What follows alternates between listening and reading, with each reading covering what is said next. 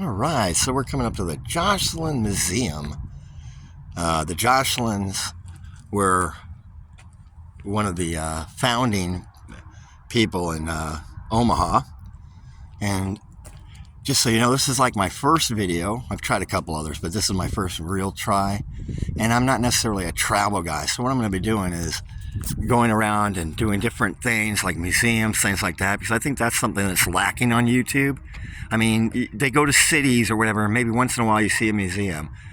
But anyways, this family is like around, I think, 1890. And to be honest, from what I know, they didn't stay here very long because the wife didn't want to live here. They're from New York. And you can look around, they were built here, and all these homes were built probably 40 to 50 years after this, and they're all huge. But the problem is most of these homes are still occupied out here, but they're apartments now because they're so big they converted into like 4-person apartments. So let's take a look at the grounds, and hopefully we can check out the castle. It's supposed to be a tour, but then again it also said it's not on tonight, so we'll see. Okay, so we are finally headed up. And apparently, when they built this, it was actually a farmland, which, no surprise, in 1897. That's when it actually was done, so that's the correction there. But that's the carriage house, which, obviously, back in the day, that's what they had, was carriages. And you see the nice big door? God, they must have had quite a few buggies. And then this is the actual castle. So we're going through. And also when they moved here, and it was a farm, so in Nebraska we don't have really a lot of natural trees and stuff, and it's kind of just a little hilly. Can't believe it was much of a farm, such a hill here, but they planted 100 trees, which I can tell you right now. You have arrived. Some are cut down, which is ridiculous. But a huge place. So now we're coming up to the entrance and checking that out. See what that's like. This is the original entry right here where they would have come in, besides the carriage house. So let's come up here and check it out. And as you can see, it is a National Register of Historic Places.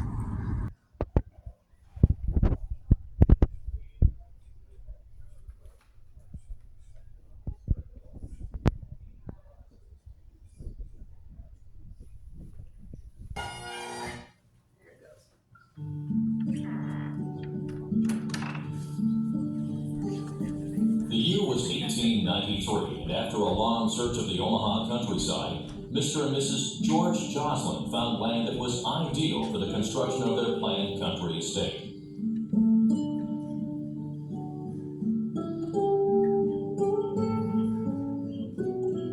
With the approval of their architect, John McDonald, the Sutphin farm was purchased, and George Jocelyn initiated a building project that would reflect the financial success he had achieved in business.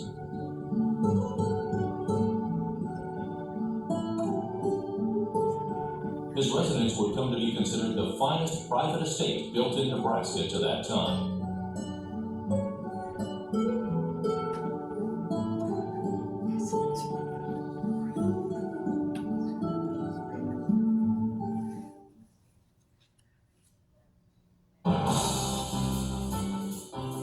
George and Sarah Jocelyn were from Vermont. George had worked in several positions as a businessman. He was looking for an opportunity to advance himself and made the decision to go west.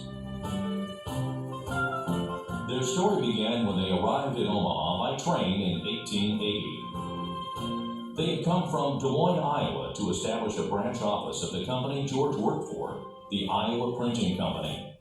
The branch office was soon expanded through a merger and renamed the Omaha Newspaper Union. This auxiliary printing company specialized in providing ready-print inserts and boilerplate materials to rural weekly newspapers. Pre-printed copy that contained national and international news stories, advertisements, serial literary writings, and political cartoons was sold to thousands of small-town newspapers throughout the Midwest and West, where isolated populations hungered for the news. During the decade of the 1880s, Joslin expanded the local business, mostly through the acquisition of his competitors, into a regional monopoly of the auxiliary print business. The aggressive and innovative businessman became the principal stockholder and the president of the Western Newspaper Union, renamed such to reflect its regional market expansion. He maintained hands-on control of the day-to-day operations by also remaining in the position of general manager, eventually expanding the business into a national monopoly. By 1890, Joslin was well on his way to becoming a captain of the auxiliary print industry and financially capable of building a residence of grandeur and statement rarely seen west of the Mississippi. Many factors could have influenced the selection of Scottish baronial revival style for the estate. Perhaps it was the popularity the style had in Great Britain with Scottish Americans like Andrew Carnegie and royalty such as Queen Victoria choosing it for their country houses. Perhaps it was due to the influence of Joslin's Scottish architect, John Macdonald. One thing is known for sure, it was a style unique to the prairies of Nebraska. Development of the grounds began almost immediately. The cornfield was replaced by a lush lawn. Flower plantings and gardens started to appear.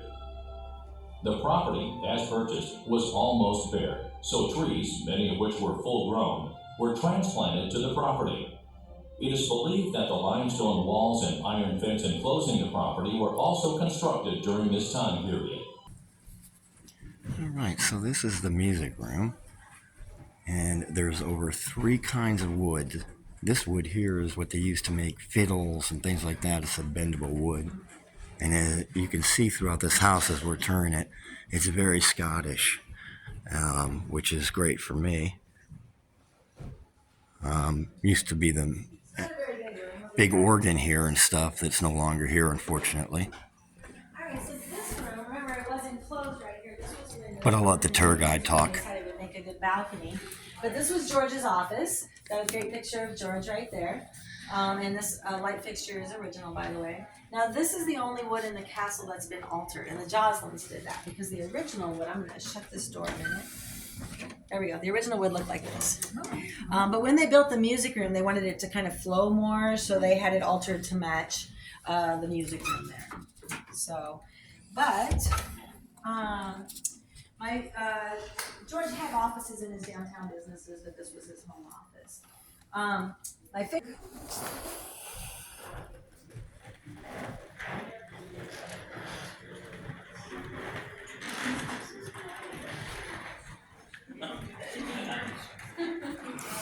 So this is the library. Think of it like we think of a family room or a living room. This would be where the Joslins spent most of their downtime in the evenings. Both George and Sarah were avid readers, hence the beautiful leg glass bookcases we have here. Most of these books are things that people have donated us. Like I said, we don't have a lot of George and Sarah's original things, but we have a lot of people that donate us things from that time period. So, but yeah, they like to read books, they like to do puzzles, they like to play cards. The 2 black and white photos for this room are back there for how it looked when it was furnished. Like I said, there were 5 fireplaces in the house. There were 3 here on the main level, 1 downstairs in the man cave, 1 upstairs on the 2nd floor. They were all working fireplaces. They were gas, mostly used for atmosphere, ambiance type thing, because they did have their own on-site steam boiler heat, so you'll see the radiators in various places hidden throughout the house. That particular fireplace, the surround on that is Italian sienna marble, imported from Italy. The wood that you see in here is called Circassian walnut. It's a beautiful wood. It's from an area over by the Black Sea, and that area was heavily bombed during World War II. So this is now an extinct wood that we would not be able to replace if anything happened to it. The light fixture you see in here is an original. It used to hang a little lower over a little kind of sofa table desk thing right here originally, but we raised it so people weren't bonking their head into it. And then these 3 photographs here on the wall. We've got George over there. That actually was done after he passed away. Sarah realized that they didn't have a formal portrait of him done, or painting. So the original painting actually hangs in the Joslin Art Museum. This is a replica of that. And then we've got a portrait over here, a photo over here, sorry, of Sarah sitting on a footbridge. That footbridge is located kind of diagonal out here on the grounds. The original was destroyed in the tornado, so the one that's out there now is a replica. But that is one of her favorite places to sit because it spanned a figure eight pool. And so one side of the eight had water lilies and aquatic plants, fish. The other side was an underground heated swimming pool. And underneath the footbridge was an underground changing grotto to change into your swimming clothes. It was back then, not swimming suits, swimming clothes. But that was one of her favorite areas on the grounds to sit. Photo that you see over here is their adopted daughter Jocelyn. That's her engagement photo. She's about 20 years old. That was taken in front of the stained glass we'll see here in a little bit over by the conservatory. That stained glass was blown out right after this picture in that tornado. And so when they replaced it, they did some alterations, and again, I'll point that out to you when we get over to that. So, and then this room actually was an addition. At the same time, they added on the music room in 1907 because Sarah had lost all those windows. She wanted a room with some windows. And so they knocked the wall out here. This was originally part of the covered porch. This shows you how thick those Nebraska or Kansas limestone walls are because they had to knock it out and close it here. So they have this beautiful sunroom. The focal point of this is this wonderful wisteria stained glass. It has over 2,000 pieces of cut glass in it. It's beautiful in the mornings when the sun is just shining through it. So yeah, it's just a lovely piece of glass. All right, any questions in here at all? Here's called the vestibule. When you come in, you're just paying, so you don't really get a chance to enjoy this. If you want to walk out here. Obviously, the tile is just the beautiful focal point here on the floor, on the walls, on the ceiling.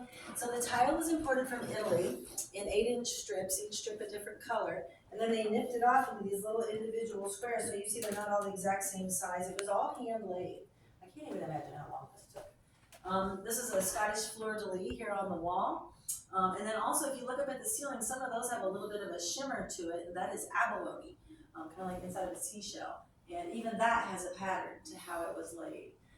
And then we have a Scottish shield up here in this light fixture. That shield is replicated above all 4 of these doorways here, was meant as a sign of protection for all who enter the castle. The marble going around the wainscoting is Italian Carrara marble. And then we have this crazy steel door. Anybody got a guess on how much this door weighs? No guesses. 1,800 pounds. Yeah, it's like nuts, and nobody's going to break in that door anytime soon. It takes a little oomph to get it over the threshold, but after that, it balances and swings quite nicely. So yeah, it's just a crazy door. Now, normally, this door would have been shut. Now, I'm going to bring you two over here because I want to shut this door because nobody ever gets to appreciate this door because it's open and it's back here and you can't see it. But this is actually my favorite of all of them. It's better when the light's coming through. Yeah, I mean, it's just so beautiful.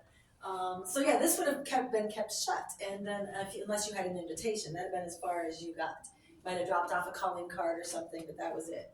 But if you had been invited in, then the doorman would have let you come in and brought you here into the formal entryway.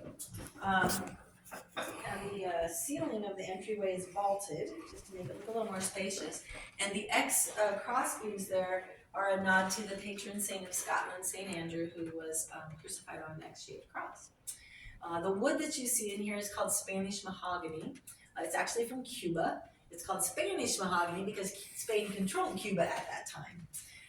And it's just really beautiful. It's hand-carved. It carries into through the grand hallway there. Now, the doorman, would have taken your coat and probably hung it here in the coat closet, which now is our elevator. So in the 1950s, when Omaha was here, that's where they thought they'd put the elevator. It was a good idea. It's pretty inconspicuous down here. Now we're going to see where that alters some things upstairs. And we are so happy we have an elevator so everybody can get, to all floors. But anyway, when they were putting that coat closet in, they discovered that the dimensions of the coat closet were not matching what was on the blueprints. And they ended up finding out that there was a false wall in there and George's personal safe was hidden behind there. No money in it, boo. But they lowered that down to the lower floor. We do have his safe door down there. That's what they told you. But it's kind of weird that he hid his money or everybody was hanging their coats. I just think that's a funny story. So, yeah. All right, let's go into this brighter room over here. That's actually a textured paper that's up there, yes.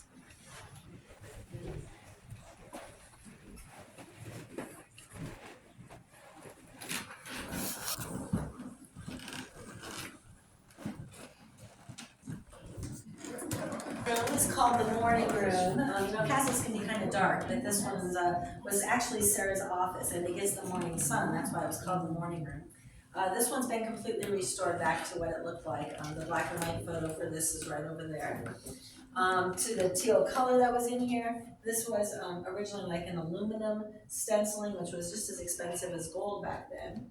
And then if I draw your attention up to the molding up there on the top, you're going to see little circles and little spears. That's actually called egg and dart molding. The egg is symbolic of the beginning of life. The dart is symbolic of the end of life.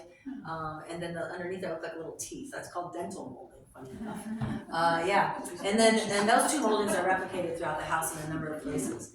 And then the hand-painted laurel leaf wreath that surrounds the room. Wreath was symbolic of peace and prosperity and protection from evil.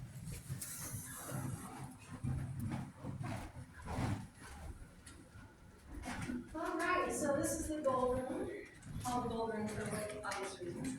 Actually, the formal name of this is the drawing room. It was called the drawing room because next door we're going to go to the dining room. And after dinner, you would withdraw into the drawing room and have maybe coffee and dessert.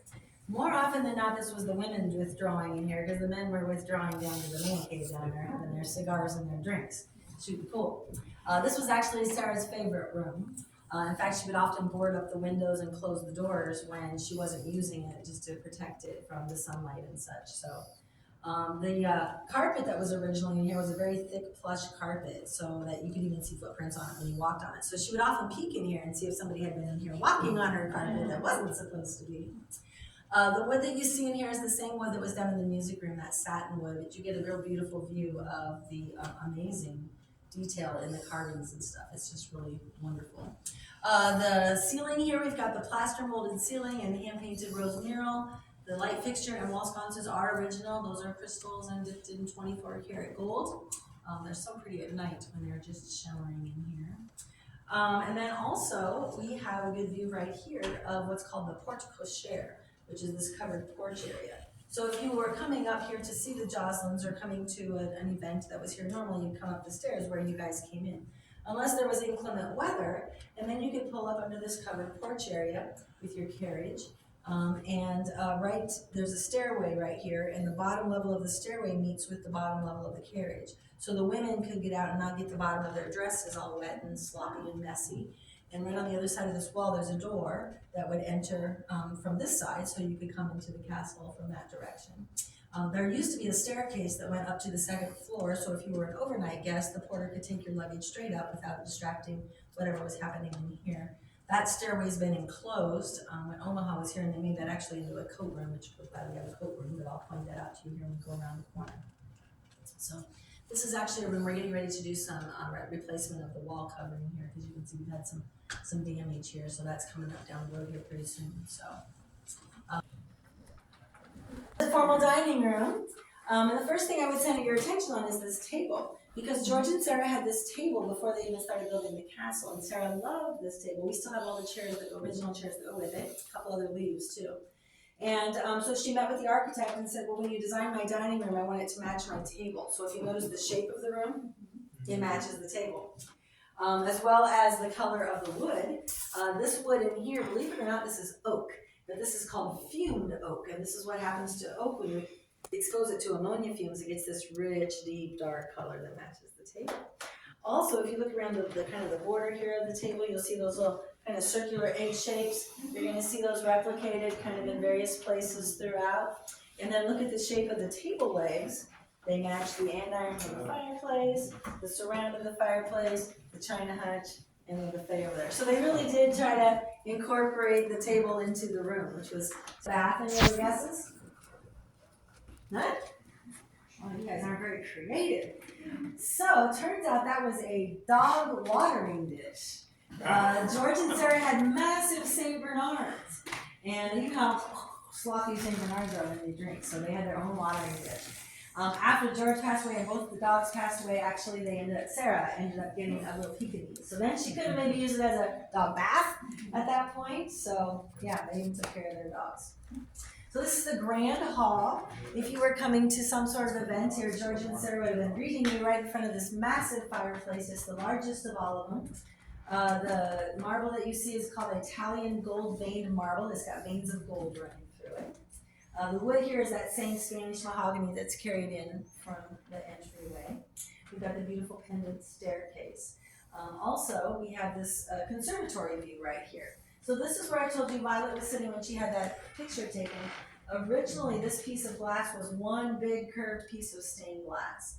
And then it got blown out in a tornado. So when they replaced it, they put in 3 panes, kind of giving it a little more stability. The flower that you see in there is called the Scottish thistle, the national flower of Scotland. So, now the conservatory, which is great, those are all living plants out there. That is actually one of the next upcoming things on our restoration. They're going to do some refreshing of the wood, they're going to replace some of the glass. There was actually a waterfall and a pond and lights, and it was a whole thing. So we're excited to be getting that restored to what it originally looked like. Out here, if I direct you to the wallpaper, we had this restored a few years back. Again, it has the Scottish thistle in it. Now, did anybody catch in the video how much they built the entire castle for? How much money? $250,000, which is just insane. And it's $7 million today. Yes, which yes, is BS because you couldn't build this house for $7 million. I would agree with I'm that. talking about the woodwork and all that. I mean, you could build a house maybe for $7 million. Yes. But anything They're in not here, like standards a fireplace alone is probably $100,000. Come on. Well, let me give you an example. The wallpaper, when we got ready to replace that, they found the original manufacturer of the wallpaper who had the original pattern still, and he was willing to replicate it for us. It has gold leaf running through the threads. Cost $93,000 to have the wallpaper made and installed, and it goes up the stairs, but still, that's why it takes so long. But it's because you had artisans. It wasn't all copy machines and all this BS. We all think it's great today, but even like that tile. Look at our houses. You can go to Menards and buy a strip of tile and stick it to your everything's so boxed and just so So it is. It really is. The craftsmanship is a lot. Because I tried to upholster a chair and it was worth me throwing the chair out versus upholstering it. So I was like, it's a beautiful thing. So anyway, that's why we're always doing fundraising, and your tours today help pay for that stuff. So. All right, we are going to head upstairs. So this is all the fancy level, because this is what your guests would have seen. Now, the second floor is all the living quarters. It's still very nice, but it's just not as ornate as you see down here. We're going to head up the stairs. Is anybody in the elevator?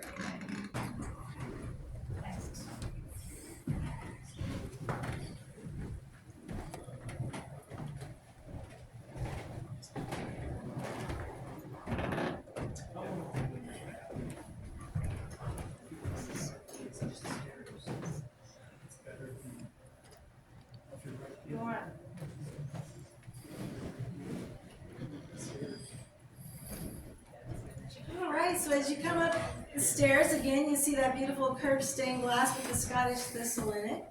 Wallpaper continuing up into here. Now these two areas, this and this, they're called the Piper's Gallery.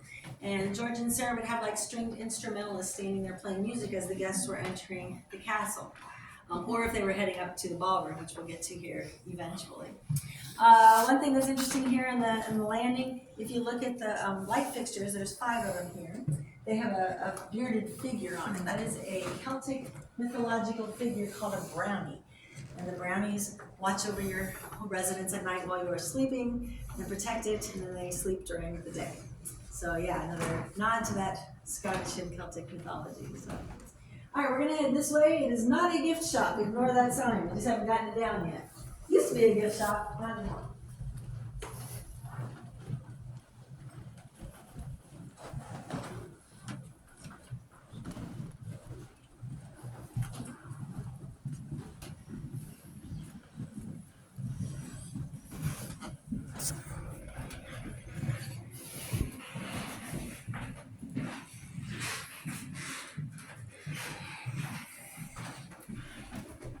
Alright, well, kind of a small little room here. Interestingly enough, on the blueprints it just says bedroom. But what we think after doing some research is that here in a minute we're going to go to the guest room, and often guests would travel with at least one of their servants, and so we think this was probably a bedroom for any servants who traveled with the guests. Also could have been used for Violet when she was a little girl. You might notice that it is octagon shaped. One of the features of Scottish baronial architecture is asymmetry. So the turrets on this side of the castle are octagons, and the turrets on the opposite side are circular. And so also to orient you, we are right above George's office. And then this is the music room where you guys started your tour. And this is why it was dropped, because Sarah didn't want those big old organ pipes blocking the view, what was a beautiful view then, from these windows. It's not such a great view now, but anyway. And the black and white photo here for how this looked when it was furnished. This is the only room also that has painted wood. We don't know why. It was painted that way already when they were here. You can see it. On the blueprints, actually, it says cherry wood. So originally they were going to put cherry wood in here, but for whatever reason, this is what they did with it. So, but we use this room to talk a little bit more about Violet and her family. So I might shift some of you guys as we're talking about some of these pictures. They do. They're not like, I mean, none of them are blood relatives because they were all adopted, you know, because Violet was adopted, but they've got contact with one of the families who is like in the Florida area, but most of them just don't really have anything to do with the space or anything, so yeah. So nowadays, if you were to build a house, one of the big sellers, you want to have a massive, beautiful master suite. You know, your nice bathroom and your bedroom, whatever. That was like, back then, their belief was, you're only sleeping there, who cares? Except your guest room. Your guest room needed to be the nicest room you had, and that was this one, because you wanted to impress your guests. So it's also the only room on the second floor with a fireplace, because they didn't think it was necessary. This room has been completely restored to its original look with the hand-painted rose mural, the hand-designed plaster molding. We've got 2 black and white photos here of what this room looked like when they were here. Now, while this was originally designed to be the guest room, when George passed away, Sarah did not want to stay in the master bedroom anymore. She just wasn't comfortable there. So she moved over here and made this her room for the rest of her life. So really, she had this as her room longer than the master room. So even these photos were taken after Sarah had already moved over into this room. And then they made the master suite into a guest room and such. Now,